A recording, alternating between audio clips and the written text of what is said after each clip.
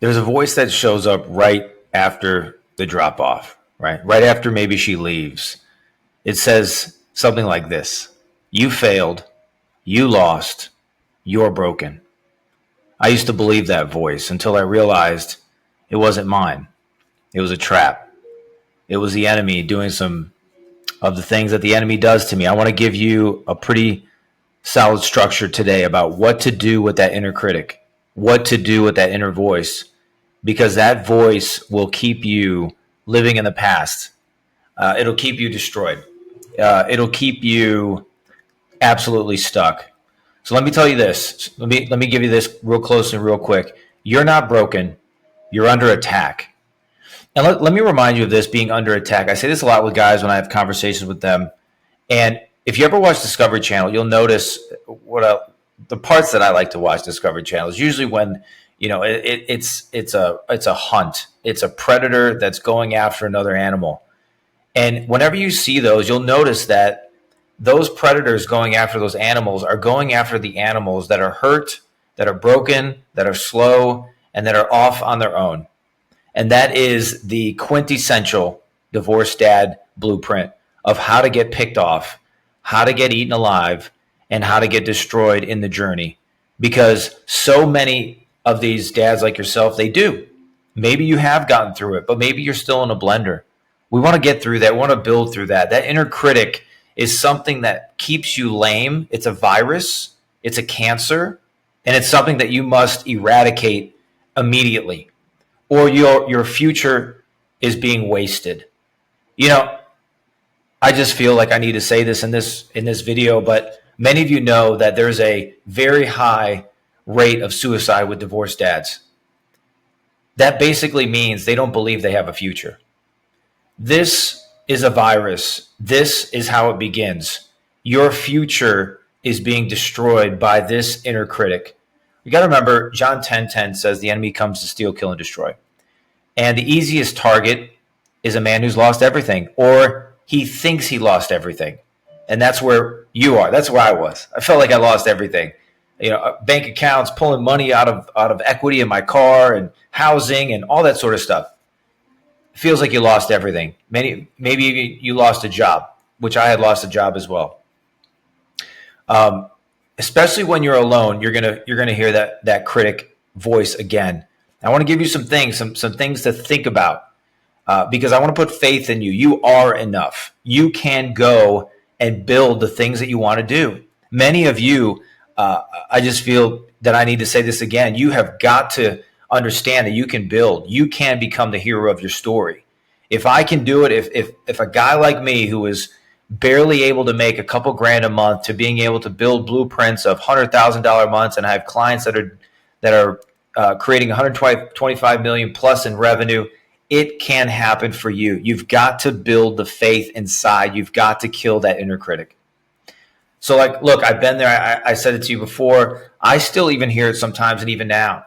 One of the things that I've done that has been super helpful for me with the inner critic is a worksheet that I have. It's a reframe worksheet. It's in our Ascent group. And it's something that I pick up, maybe every couple of weeks. If there's a thought that a virus that begins to spread, it's like when you're getting sick, what do? You try to heal. Well, you got to get this thing out of your head onto a piece of paper so that you can dissect it. And what the scriptures tells us to do, that we're not conformed to this world, but we're transformed by the renewing of our mind. So you got to renew your mind. And then the scriptures tells us that we take every thought captive and we make it obedient to Christ. So part of this reframe worksheet that I do and clients do, and I work on it with them, is we take the thought, we take it captive, we analyze the thought historically, scripturally, go through the Bible on it. Where is it? Where does it land? And then we transform that thought into what it should be, where that thought needs to take you. So the only way that you can be able to grow through that is by actually getting this thing out of your head and identifying the critic. And that's what these tools are for. When I talk to people about tools and worksheets and all these things, they're like, oh yeah, look, if you don't do the work, you won't do it. If you want to change, you've got to change. You will not change until you're currently your pain to change has got to become less than your pain to stay the same. Let me give you this final thing really quick. You're not weak. You're just getting weaponized. And most divorced dads, they stay stuck because they confuse the enemy's voice with their own.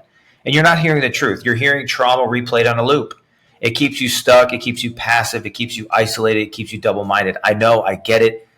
That's why I'm saying it to you. Listen, James 1:8 says this: a double-minded man is unstable in all his ways. You're not crazy. You're under fire. You're getting shelled at and crushed and destroyed, and I get it. So look, like I said before, there's a worksheet that we go through in the Ascent. It's great, but I want to give you something you can do right now today. I want you to ask yourself, is this thought from God or the enemy? Is it totally true, or is it based on fear? What does the Bible say about this thought? What does the Bible say about this inner critic? That's the simplicity of a lot of these things that I do on my own, is dissecting that thought. Get it out of your head and audit it. Find out where it's coming from and where it originates. And once you begin to do that, you'll see that these thoughts are you're much able to transform them quicker. Why? Because you know where they are, you know where they've been, but you know where you're going. If you don't know where you're going, if you don't have a future, I implore you to go through some of our older stuff, look through vision, mission, creating those things. If you don't have those things created, your inner critic will become your future. You will be stuck for longer than you ever wanted to be. Time will not grow through that. You will have to do the work. You can't lead your kids in silence while listening to a liar in your head. Remember that. You cannot lead your kids in silence while listening to a liar in your head. Get some help. Join our group. If you have any questions, drop a comment below. What in this message today resonated with you the most? I want to know. I watch all the comments. I hear from you all. If you're wanting to accelerate this, you're like, yo, Anthony, I need more help with this. Message me, apply for a one-on-one. There's maybe a few slots. I do a year for this, and that might be for you. God bless you. I'll see you on the next one.